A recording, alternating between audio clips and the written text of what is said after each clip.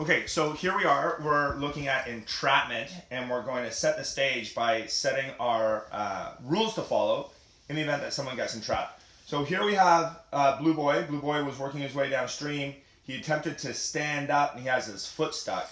We're going to make 3 assessments of our subject to try and distinguish what's going to be the best way to be able to rescue him. Assessment number 1 is whether he has an airway, as he does now, or whether he doesn't have an airway, he's completely underneath the surface of the water. If he does have an airway, as we're going to assume, what he requires is stabilization.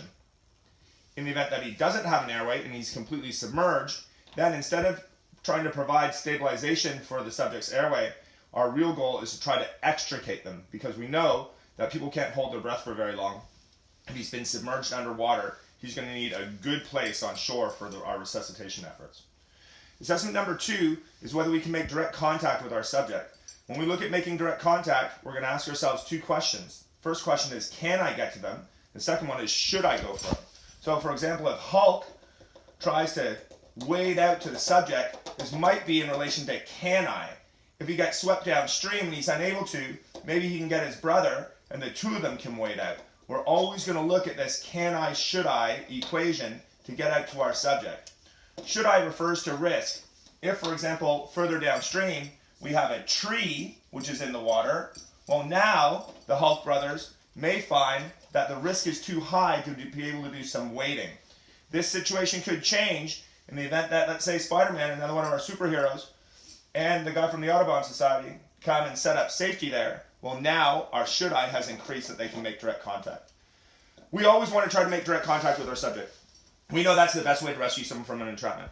However, there are certain situations when we can't get to them, or we shouldn't get to them. We don't have that double affirmative, and so now we're going to start using ropes.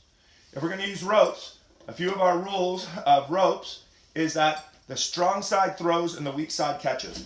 So if we're going to get some people who are going to swim across to this side here, once they get over there, their goal should be with their hands up, just like Spider-Man here, ready to receive the throw. The throw is going to come from the strong side. So if the Hulk grabs one of our ropes, you're going to throw it across, over towards Spider-Man. That's our regular setup. The reason why we want to throw from strong side to weak side is that if we make that throw and the Hulk misses, it doesn't get all the way across, now the rope just pendulums into shore.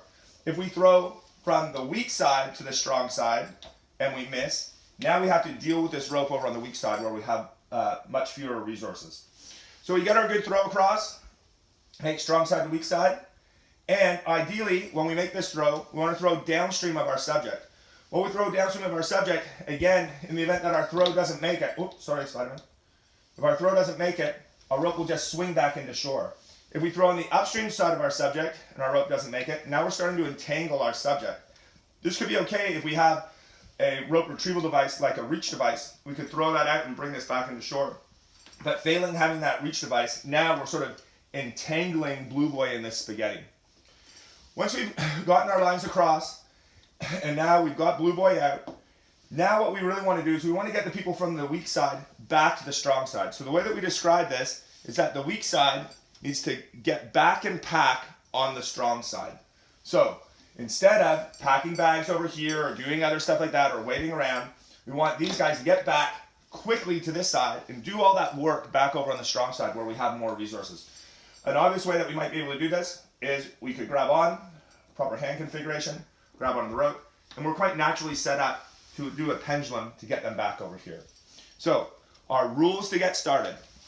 Assessment, okay? 3-part assessment. Airway, no airway. Direct contact, can I, should I. The 3rd part of our assessment is our banks. Is our subject in a spot where our banks are within 20 meters, 60 feet, 1 throw bag length of each other? If so, we can use 2 bag techniques, okay?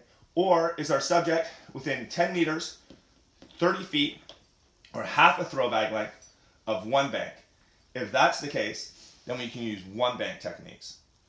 Rule number 2, strong side throws, weak side catches. Rule number 3, throw downstream of the subject. Rule number 4, for the weak side, you got to get back and pack on the strong side. That's the rules of entrapment.